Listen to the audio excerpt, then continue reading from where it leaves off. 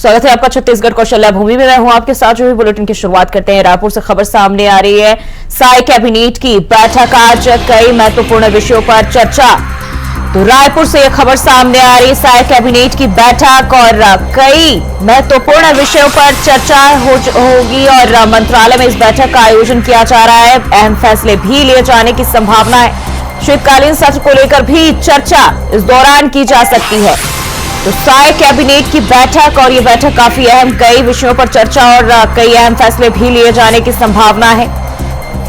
रायपुर से यह खबर सामने आ रही है और साय कैबिनेट की बैठक मंत्रालय में आयोजित और मंत्रिपरिषद के साथ सीएम साय बैठक करने वाले हैं और इस दौरान कई अहम फैसले भी लिए जा सकते हैं। और इसी खबर पर ज्यादा जानकारी के साथ मनोज शुक्ला रायपुर से हमारे संवाददाता हमारे साथ जुड़ चुके हैं।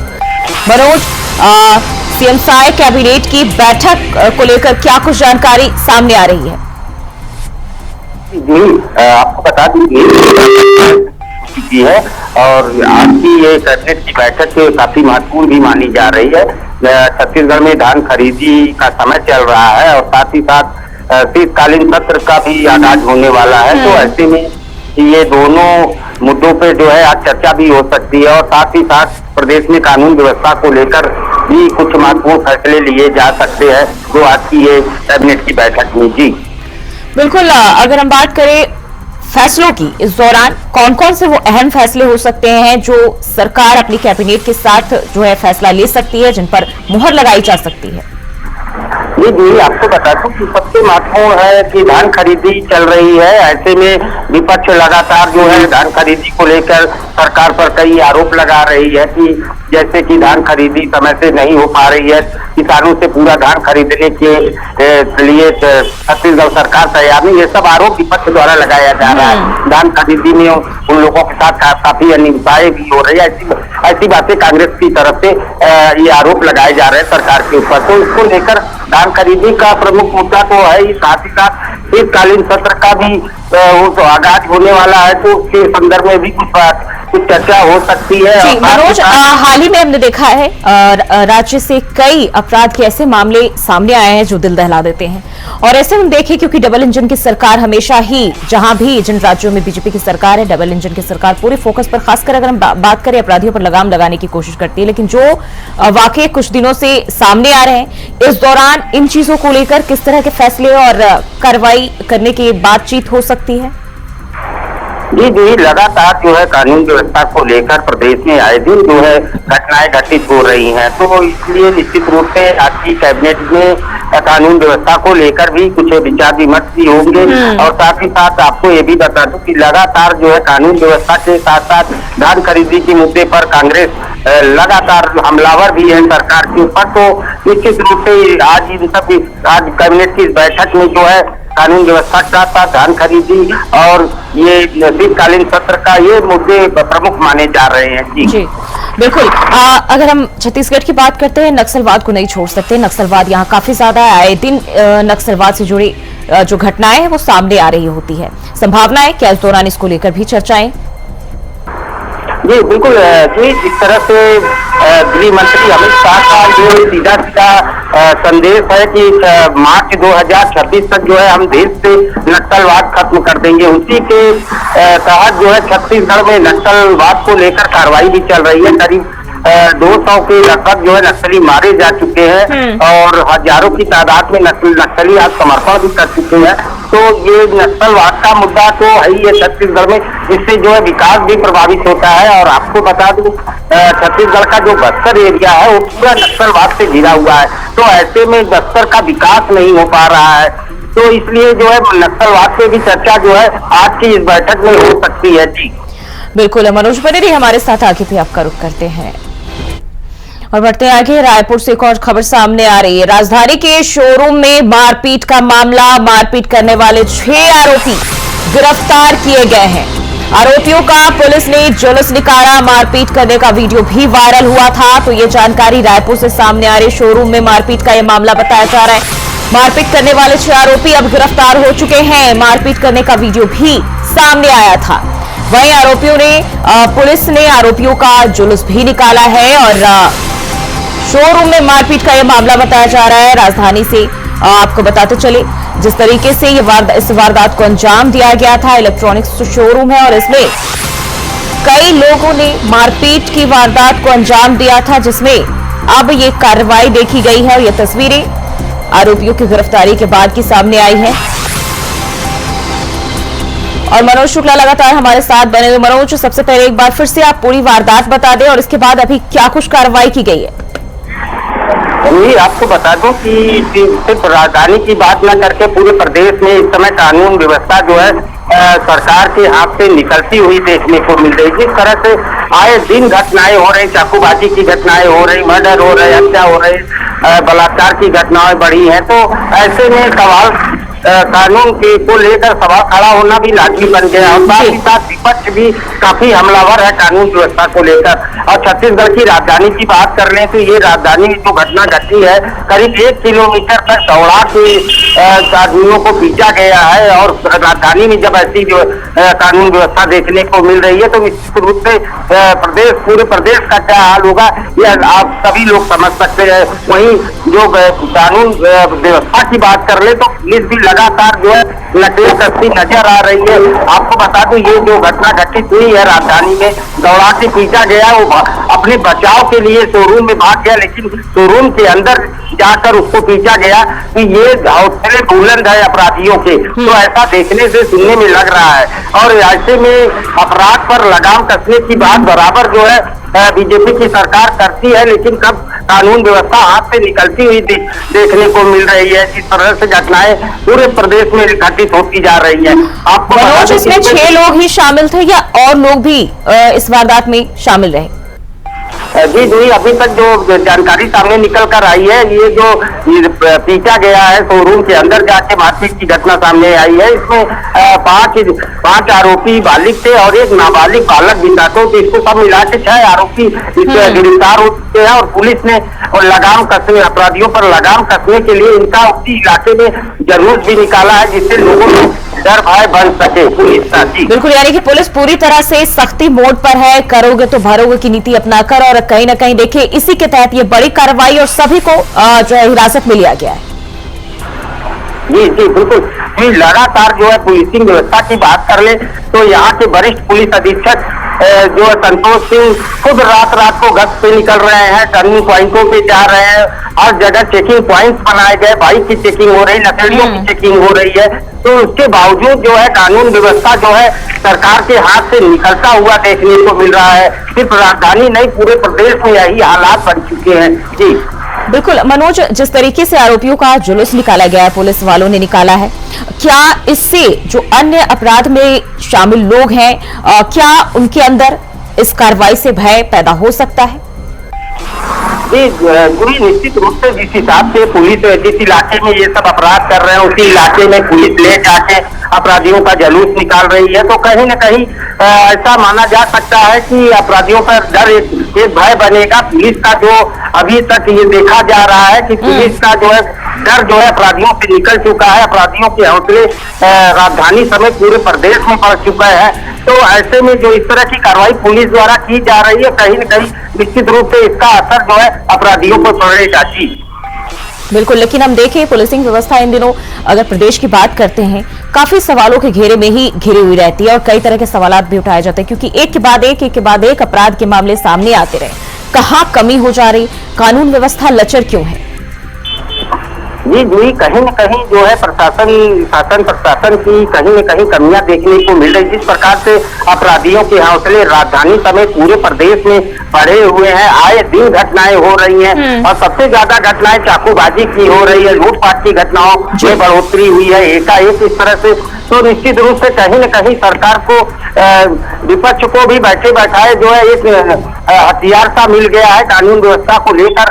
बात करें कांग्रेस की तो आए दिन जो है कांग्रेस धरना प्रदर्शन, बड़े बड़े धरना प्रदर्शन जब से छत्तीसगढ़ में बीजेपी की सरकार बनी है तब से करती आ रही है, और ऐसी घटनाओं में वृद्धि होना कहीं न कहीं सरकार को नुकसानदेह साबित हो सकता है आने वाले समय में। जी बिल्कुल, यानी कि राजधानी में जो लोग हैं, आम लोग, उनके लिए परेशानियों का सबब ये अपराध बनता जा रहा है और लगाम लगाने के बावजूद ये हालात है जो अभी नजारे लगातार पिछले कई महीनों से सामने आते रहे हैं। बहुत बहुत शुक्रिया मनोज तमाम जानकारी के लिए।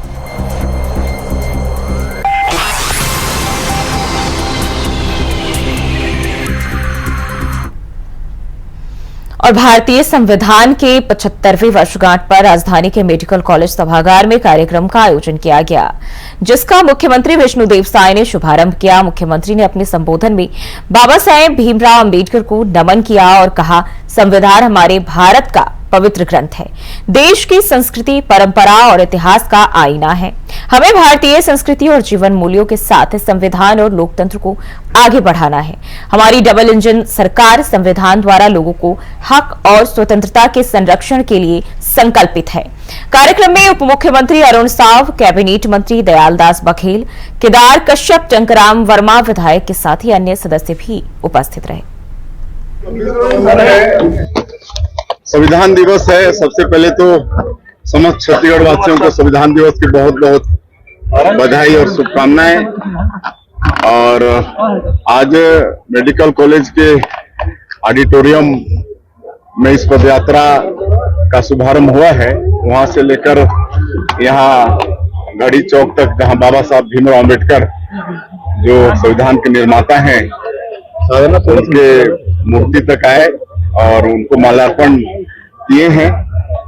और हमारा ये देश सबसे बड़ा लोकतांत्रिक देश है विश्व का, और ये संविधान हम भारतवासियों के लिए एक पवित्र ग्रंथ है जो सबको स्वतंत्रता से जीने का अधिकार देता है, सबको अपने अभिव्यक्ति की स्वतंत्रता देता है। और हम धन्यवाद देना चाहेंगे हमारे देश के यशस्वी प्रधानमंत्री जी को कि लोग संविधान को ठीक से जाने और इसके लिए पूरे साल भर को स्वर्ण उत्सव के रूप में मनाने का आह्वान किया है। अब साल भर संविधान को लेकर कोई न कोई कार्यक्रम होते रहेंगे और इस देश का एक एक बच्चा संविधान के विषय में जानकारी लेगा। जो लोग संविधान के साथ खिलवाड़ किए हैं, अपने स्वार्थ के लिए अनावश्यक रूप से संविधान में संशोधन किए हैं, जो सन 1975 में इस देश में इमरजेंसी लागू किए और जो संविधान यहाँ की जनता को जो स्वतंत्रता दी थी उसका हनन किए। मीडिया जो लोकतंत्र का चौथा स्तंभ है उसमें भी सेंसर लगा दिए और लाखों लोगों को जेल में ठूंस दिए और लोकतंत्र की हत्या की। ऐसे लोगों के मुख से संविधान की बात बहुत अच्छी नहीं। और सीजीपीएससी की परीक्षा में भ्रष्टाचार और अनियमितताओं के मामले में बड़ी कार्रवाई चल रही है इन दिनों, और इसी कड़ी में पूर्व अध्यक्ष टामन सिंह सोनवानी और कारोबारी श्रवण गोयल को सीबीआई ने 18 नवंबर को गिरफ्तार किया था।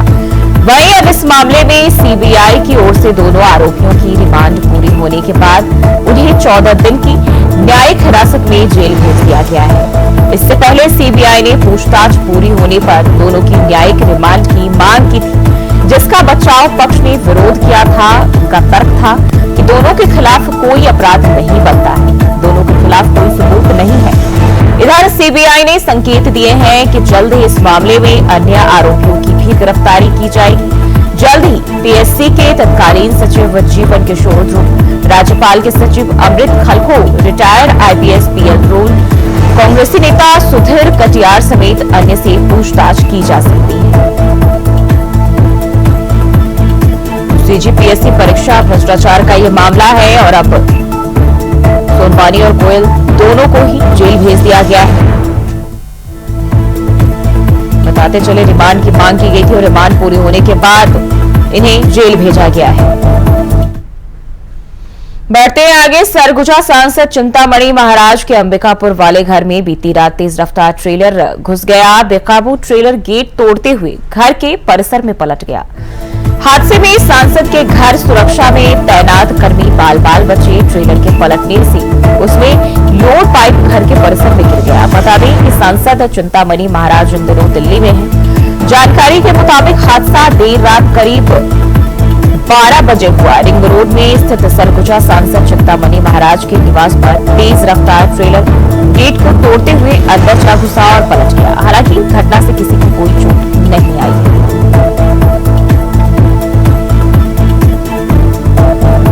बाल बाल सुरक्षाकर्मी बचे हैं। संसद के घर में ट्रेलर घुसा। हमें बताते चले 3 दिन में 2 मंत्री इस तरह के हादसे का शिकार हो चुके हैं।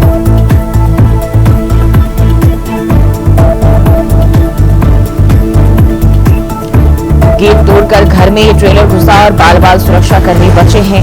अंबिकापुर से ये खबर सामने आ रही है। आपको बताते चले दिल्ली में सांसद चिंतामणि महाराज है और वहीं अब ये जानकारी सामने आ रही है।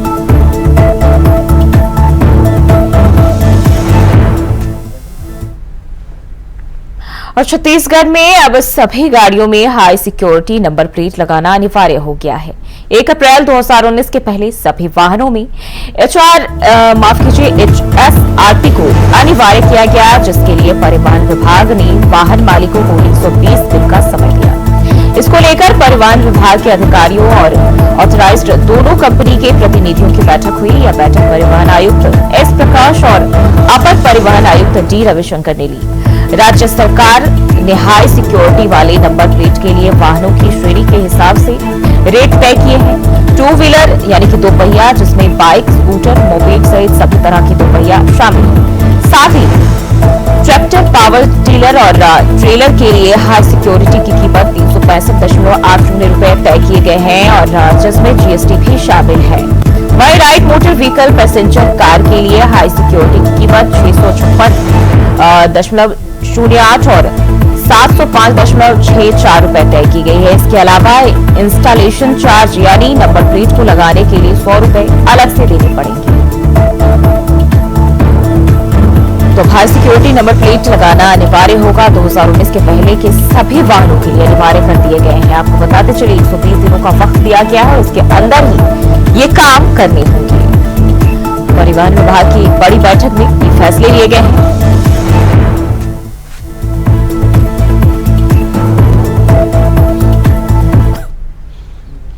और छत्तीसगढ़ के स्वास्थ्य मंत्री श्याम बिहारी जायसवाल ने मनेन्द्रगढ़ के कई अलग अलग धान खरीदी केंद्रों का निरीक्षण किया। श्याम जायसवाल ने धान खरीदी केंद्र रतनपुर, बरदर, खरंगवा केंद्रों का निरीक्षण करते हुए धान खरीदी का जायजा लिया। धान खरीदी केंद्रों में किसानों को मिलने वाली सुविधाओं का जायजा लेते हुए समितियों में धान खरीदी प्रक्रिया का भी जायजा लिया। इस दौरान उन्होंने समितियों में धान बेचने आए किसानों को माला पहनाकर और श्रीफल देकर उन्हें सम्मानित भी किया। स्वास्थ्य मंत्री ने केंद्रों का निरीक्षण करने के साथ ही समिति प्रभारियों, SDM, तहसीलदार को सख्त निर्देश देते हुए कहा कि किसानों से 21 क्विंटल की दर से ही धान खरीदी जाए। इसके साथ ही आगे उन्होंने कहा कि 21 क्विंटल से कम धान खरीदी की शिकायत मिलने पर समिति और अधिकारियों पर सख्त कार्रवाई की जाएगी। धान खरीदी केंद्र पहुंचे स्वास्थ्य मंत्री श्याम बिहारी जायसवाल और जाकर वहां केंद्रों का निरीक्षण किया और खरीदी प्रक्रिया का भी जायजा लिया। इसके साथ उन्होंने सख्त हिदायत देते हुए कहा कि किसी तरह की शिकायत मिलती है तो कड़ी कार्रवाई इसको लेकर की जाएगी। देखिए, कांग्रेस हर मामले में राजनीति करना बंद करे। माननीय विष्णुदेव साय जी की सरकार किसानों का एक एक दाना खरीदने के लिए प्रतिबद्ध है। हम किसानों के जो खेतों के प्रति एकड़ 21 कुंटल को खरीदेंगे और खरीद रहे हैं। अभी कई सोसाइटियों में बातचीत आ रही कि कुछ कम टोकन कटे हैं, तो उसका कारण जानने से पता चला। समिति प्रबंधकों ने बताया कि अभी प्रारंभिक रूप से इंतजाम प्रारंभिक अवस्था में है। जैसे आज ही रतनपुर समिति में हूँ मैं, तो आज पहला बार किसान यहाँ धान ला रहे हैं। तो अभी जिन किसानों के टोकन किसी का एवरेज में 15 कुंटल है, किसी का 18 है, किसी का 20 है, किसी का 14 है, तो इसका मतलब ये नहीं कि वो अंतिम खरीदी है। सरकार ने प्रावधान दिया है हर किसान को 2 टोकन कटाने का। जो बचे हुए धान है उनके दूसरे टोकन में भी आएंगे। और जो किसान, इसमें कई किसान है 21 कुंटल जिनका टोकन कटा है, 21 कुंटल लाए हैं।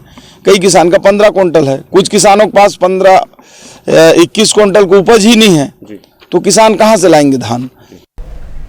और बढ़ते हैं आगे। छत्तीसगढ़ सरकार ने 4 IPS अधिकारियों के तबादले किए हैं। गृह विभाग ने पुलिस अधिकारियों के तबादले के आदेश जारी किए।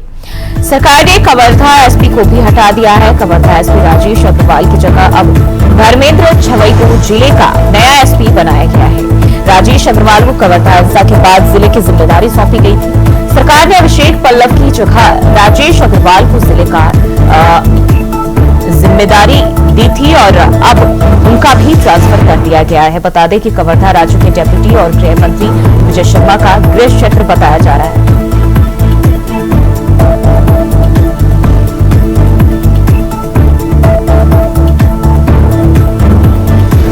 महीने में दूसरी बार तबादला एक्सप्रेस और सरकार ने 4 आईपीएस अधिकारियों का तबादला किया है। कवर्धा के एसपी हटाए गए हैं। 2 महीने में दूसरी बार कवर्धा के एसपी बदले गए हैं, तो ये जानकारी सामने आ रही है। और इसी के साथ बात करें तो 4 आईपीएस अधिकारियों का तबादला किया गया है।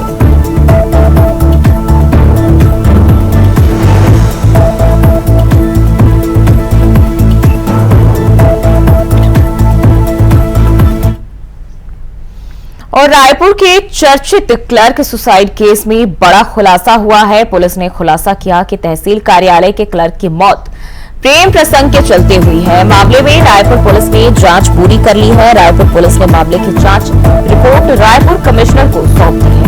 अब कमिश्नर की तरफ से रिपोर्ट राज्य सरकार को भेजी जाएगी।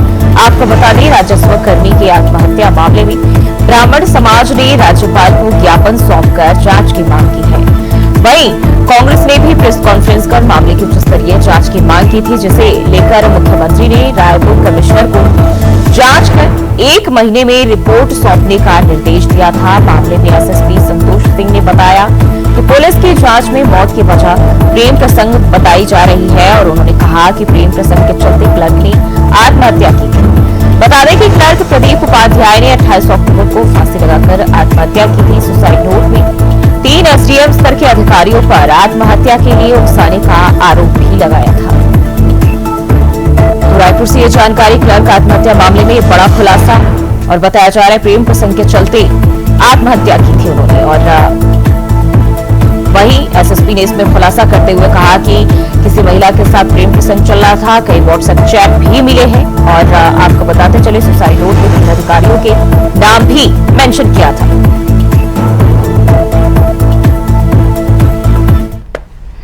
और छत्तीसगढ़ को शल्याभूमि में फिलहाल के लिए बस इतना ही। खबरों के लिए देखते रहिए इंडिया वॉइस।